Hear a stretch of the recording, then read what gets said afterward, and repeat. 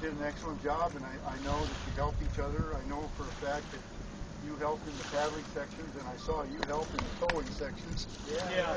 And I'm sure that the race was a better race because you two guys. No doubt about it. No question about it. Yeah.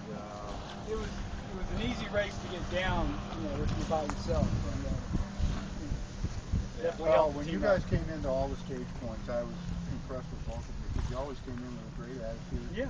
Looking forward to the next section, getting ready, getting all your stuff together. It was really amazing when you get to see this up close and personal. Yeah. Well, anyway, you guys are in 2 different boat classes. Yeah. You're in class 3. Yep. And you are a class winner. Okay. Whale did a great job in class 3, even though you didn't really get to use your sails much. No, I sure did. And here are There was nobody else in class 3, so I just had to finish. That's the way to do it. You know what? That's really just speaks to good planning. That's called beating them all into submission. Yeah, right. That's right. Yeah. Anyway, this is your award. You got 3 shark teeth, a gator tooth, and a whale tail. Wow. I wondered what a whale tail looked like. Well, that is not the actual whale tail you're going to get. I'll get back to that later. And then, on the other end of the scale, we have a guy who wasn't quite so smart in choosing his class because Mosquito Magnet got in before I you. give him a lot of credit. He ran a tough race, and so you get a finisher paddle, okay. but you did it in very high class style. Well, okay. So, Thank you very much. All All right. Very nice. Thank you. Appreciate it. All right. Enjoy it. Thank you. Yeah, No, it's up to you. we were commenting, you were saying that, like I say, we didn't know each other, and the first stage was pretty bad. I mean, it give you perspective. Every year it got into checkpoint 1 the first day, and this one took the second day. We met on the ramp there before going to Boca Pass, and we're together the whole time. We were commenting. We never had a single argument, discussion. Yep. The whole didn't know each other, but yet, and for sure, this was tough. But without Ron, it would have been. I don't know if I could have done it. Yeah. And I appreciate his navigation. He made great decisions, and he asked me a few times. I said, "Yep, makes sense to me." When we needed to run a little long to set up getting into a checkpoint easier the next day, we did it, and the race just fell right into place. But then there was that portage that wasn't so smooth. Well, you got. I want to thank the Little Suwannee hunting camp for having their location at that hunting camp, because I desperately needed to get off the feet, and that was perfect. So I'll have to write those guys a letter.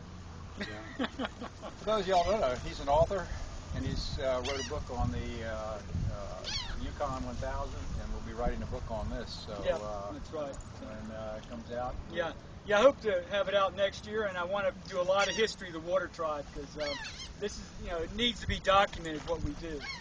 And so there's going to be a lot of history about what's happened in the past, and the chief will have a lot of input, so I'm real excited about it. We are too. Can't wait for it to come out. All right. But now there are some things that happens on the stays on. Something will stay. What happens on the Suwannee stays on the Suwannee. Suwannee. Well, I just think about the discussion of shooting the rapids on the big shoals, and his feet were so bad. Yeah. He was I'm shooting it. I'm like, I'm not shooting it. I'm going to portage around it. Finally talked him to do it. And, well, I've run the shoals a couple times, but not in fully loaded boats. And at that stage, you figure you bust the rudder, it could mess up your whole race. And we were so blessed to have water in the Suwannee. I mean, coming off that brutal portage and seeing all that water at Fargo, it was like just a blessing. And having a current, just to have water in the Suwannee would have been nice, but to have a nice current, that was just, it's like you couldn't have ordered it better. So that was definitely the best stage, the Suwannee. Jar here. Where's Jar? I still don't like the St. Mary's. You know, it's ugly in the daytime, and at night it's just darn spooky. It's just darn spooky. He must be from Fact there. Chief thought the last mile and a half that we weren't gonna go through, and Yeah. his night vision is I think he got built-in night goggles or something. But I don't like the St. Mary's. I didn't leave anything behind there. Well, I thought the more water would make a good difference, but you still had to drag over trees. Still drag her in at night. Yeah. It was just darn. Yeah, he almost got hit in the head with a branch. Fortunately, he has that metal pole to protect his Oh head. my. Yeah, Toby, I left that cross beam up, and I left that thing up. It's a great branch protector because I went through. It hit that branch and. Oh yeah, it cleared it. But that big old branch came down. What a It nice was view. rather have it hit that. Yeah, I took the Amazon. I know. I saw your face in Key West, in Key Largo. What do you do with this one? Yeah. But, nah, it's quite an adventure. So when's the next ultimate schedule? 16. Yep, you're not gonna let them talk you into the 14th. I could be talked into it. Oh, If okay. enough people scream and holler. Yep. Jim? Where Jim? He's right here.